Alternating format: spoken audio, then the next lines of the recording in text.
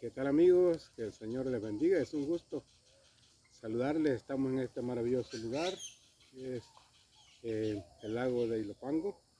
Esta mañana vamos a compartir con ustedes un bonito mensaje, así que esperamos que pueda ser de mucha bendición. Quiero invitarles a orar. Antes de iniciar con el estudio, Padre, te agradecemos esta mañana porque nos das el regalo de la vida, nos permites estar en el centro de la naturaleza, nos permite, Señor, gozar de las cosas hermosas que tú creaste en este mundo. Te suplicamos que podamos compartir este mensaje, el servicio transitorio. Padre Celestial, estamos viviendo días difíciles, días finales. Queremos rogarte que tu Espíritu Santo pueda llevar paz, esperanza y tranquilidad a nuestros amigos en Facebook, en YouTube, en todas las plataformas sociales, en nuestra iglesia. Esta mañana pues vamos a compartir este mensaje y que sea de mucha bendición para todos aquellos que un día puedan encontrarse con este bonito programa. Te lo rogamos en el nombre del Señor Jesucristo. Amén. Amigo, quiero llevarte a la palabra del Señor. Y quiero compartir un texto muy bonito que se encuentra en la carta del apóstol Santiago, eh, que habla acerca de nuestra vocación, habla acerca de nuestro estilo de vida. Pocas veces nosotros podemos estar ante un presidente. Yo recuerdo cuando era muy joven, en cierta ocasión en la iglesia de Cojutepeque número 3, un miércoles nos habían puesto en el calendario para predicar. Y entonces ese día llegó el presidente de la Asociación Salvadoreña, el pastor Vicente Mesa, no sé dónde trabaja hoy, pero él llegó esa ocasión. Y entonces nosotros era el año de 1991 o 1992. Y entonces cuando llegó, pues todos dijimos en la iglesia 3 viene a predicar el presidente de la asociación. Eh, Cuando nosotros le ofrecimos el lugar para predicar, él dijo, no, yo vengo a escuchar a este hombre. Entonces uno se pone un poquito como nervioso porque pues tener al presidente sentado en la audiencia no es fácil. Eh, Después hablamos acerca de un llamado que nos trajo, pero esta mañana cuando yo te digo que vamos a abrir la carta de Santiago, vamos a abrir el mensaje del presidente de la iglesia primitiva. Santiago era un hombre que Dios lo utilizó, Dios lo llamó al ministerio y era un hombre con bases sólidas, su fundamento, su estilo de vida, su testimonio eran poderosos en la iglesia. Así es que eso le había dado el estatus de tener el privilegio de estar dirigiendo junto con Cefas y Juan, o Pedro y Juan. Ellos pues eran columnas de la iglesia. Entonces el mensaje de Santiago es un mensaje sólido, un mensaje que es global. El mensaje de Santiago no es un mensaje para un grupo, ni para una época, ni para un momento, sino que el mensaje de Santiago es un mensaje que es global. Cuando te dicen vamos a escuchar el mensaje del presidente de la conferencia general, entonces tú sabes que es un mensaje global, no es para un pequeño grupo. Entonces mira, Santiago 1:27 dice así: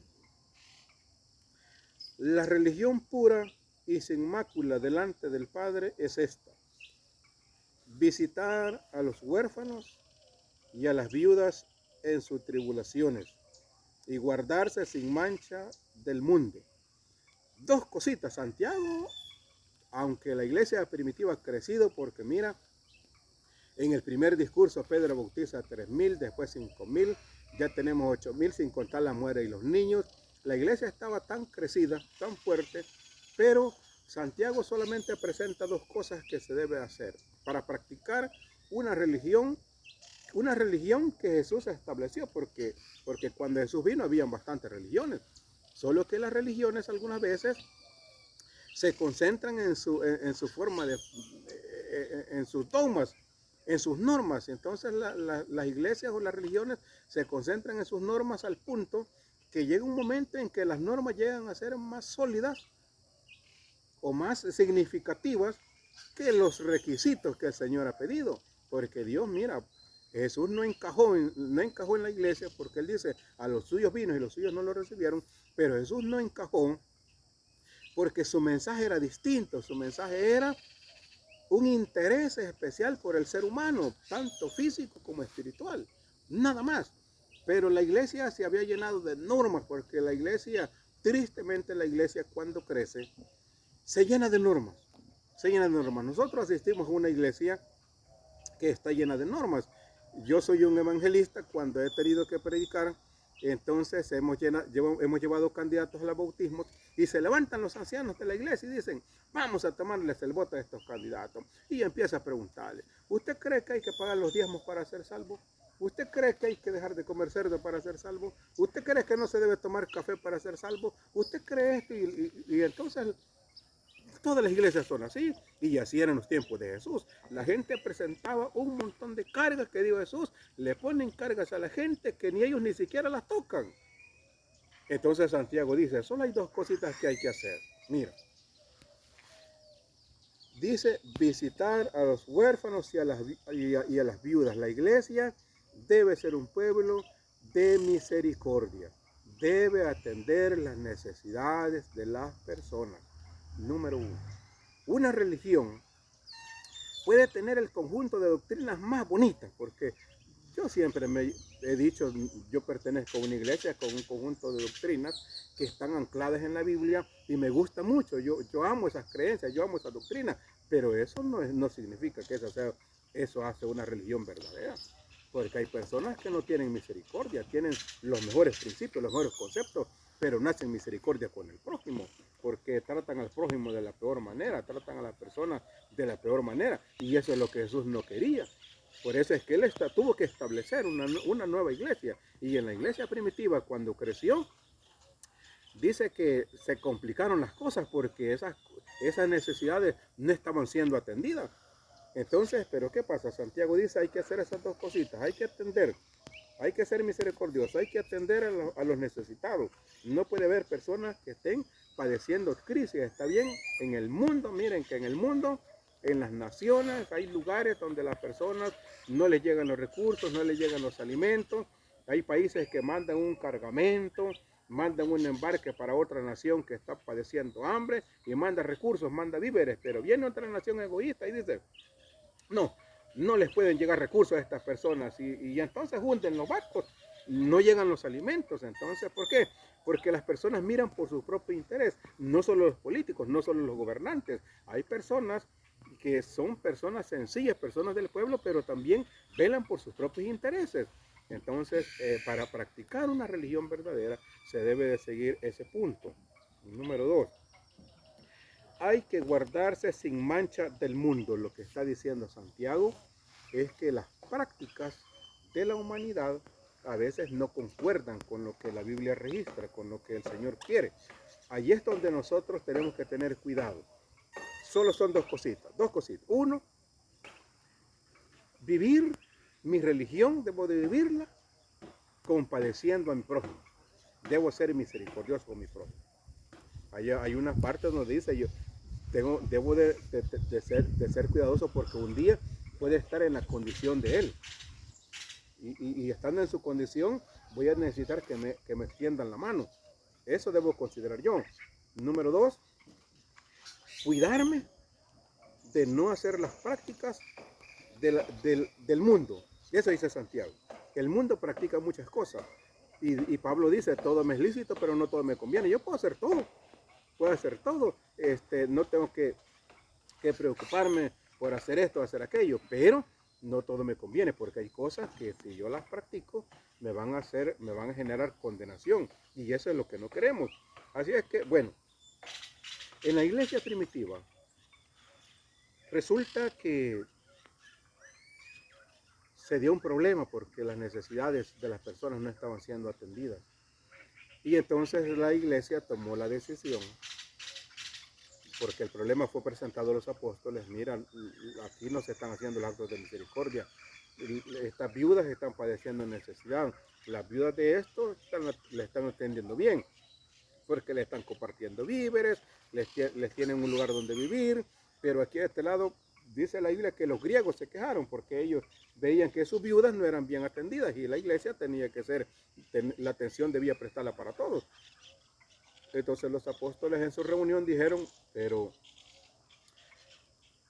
no podemos dejar de estar predicando porque yo te quiero decir una cosa. La iglesia existe en este mundo para compartir el mensaje de Jesús. La iglesia no existe para otra cosa. El pueblo de Dios no fue establecido para que Dios no dijo, estos van a ser de raza pura, estos van a ser de sangre azul, a estos yo los voy a tener bien, estos van a tener todo. No. Abraham le dijo, en ti serán benditas todas las naciones de la tierra, todos van a andar a tu luz. Entonces la iglesia es llamada para hacer luz.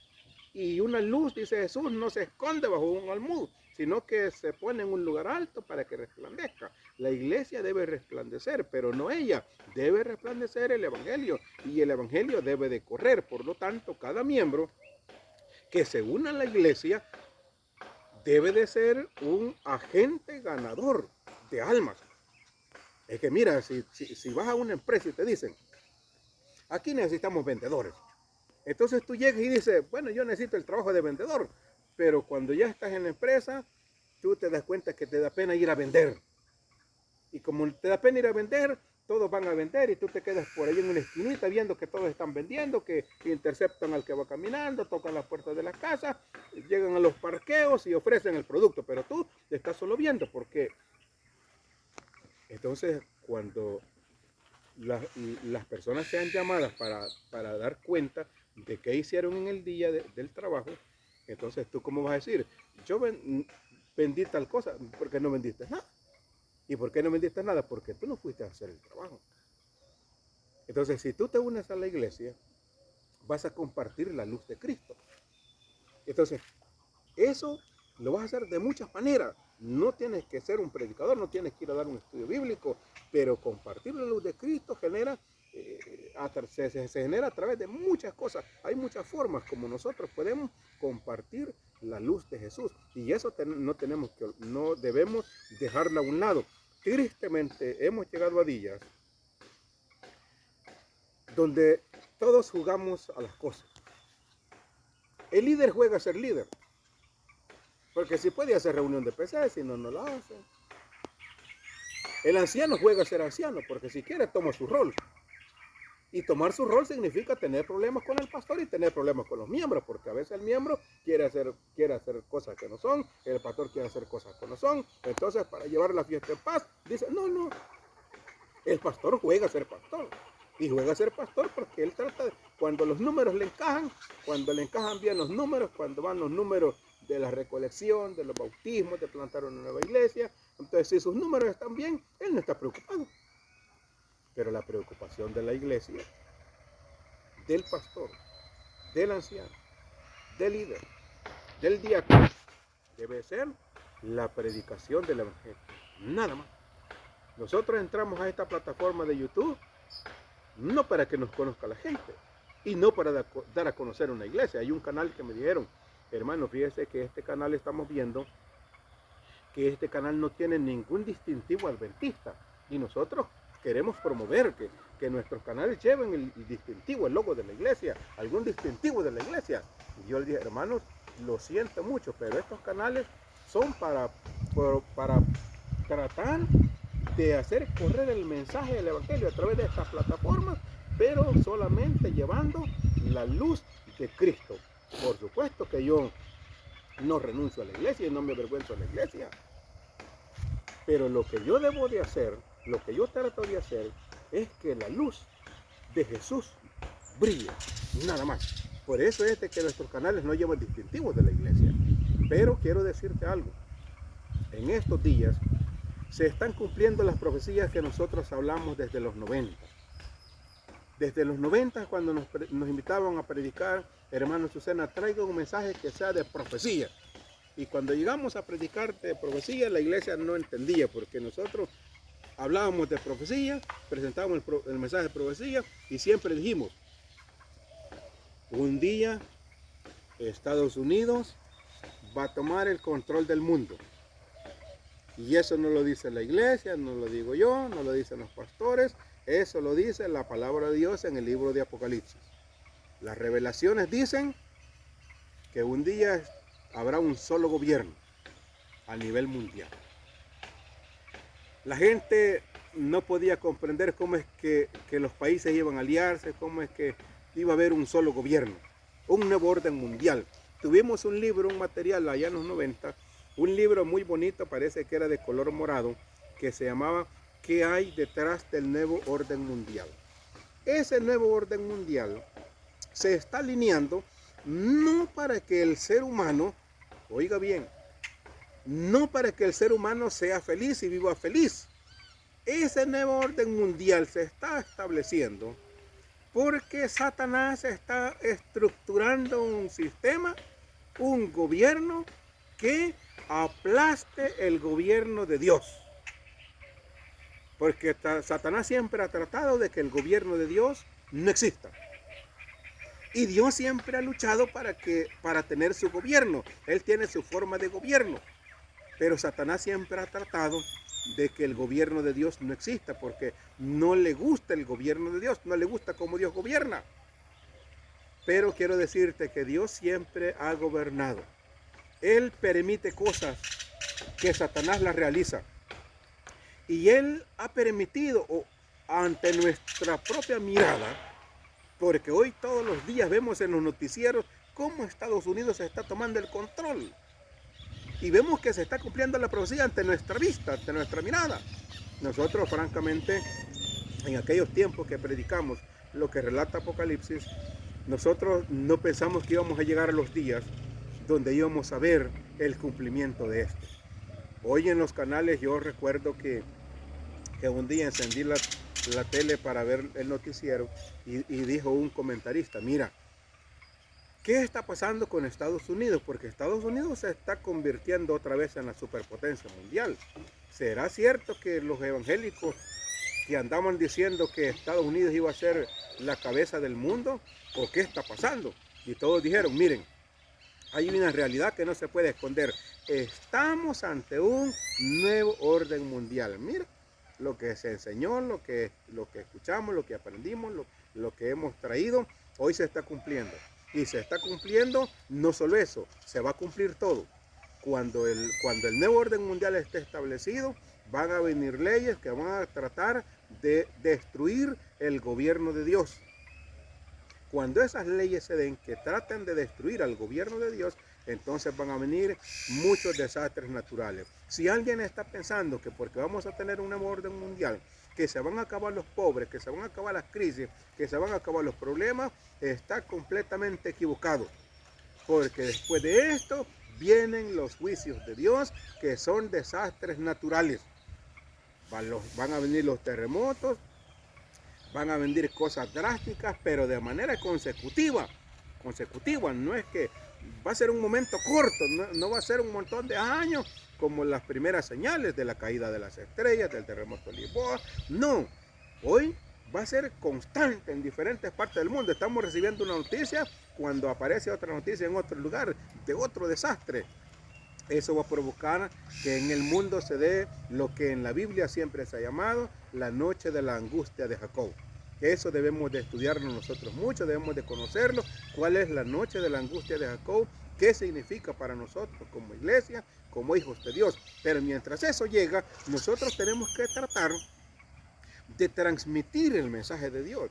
En esa transmisión del mensaje de Dios, la iglesia crece, los problemas crecen, las dificultades crecen y a veces nos desconcentramos de lo que tenemos que hacer. En este mundo solo tenemos que hacer una cosa, presentar a Jesús, llevar a Jesús. Somos una iglesia que ha sido llamada para preparar el camino de la segunda venida de Jesús. Mira, en el principio Juan dijo, soy la voz que clama en el desierto. Y Juan vino a preparar el camino para el Mesías. Pero nosotros venimos a preparar el mundo. Hemos sido llamados para preparar al mundo para estos últimos días.